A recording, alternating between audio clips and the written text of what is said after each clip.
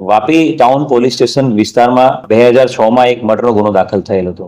આ ગુનામાં 3 આરોપીઓ છેલ્લા 18 વર્ષથી વોન્ટેડ હતા, જેની અંદર રાકેશ બલિસ્ટર રાજભર બે બાપ દીકરો અને ત્રીજો એક વ્યક્તિ ક્રિષ્ના રાજભર જે એમનો સગાવાલો છે.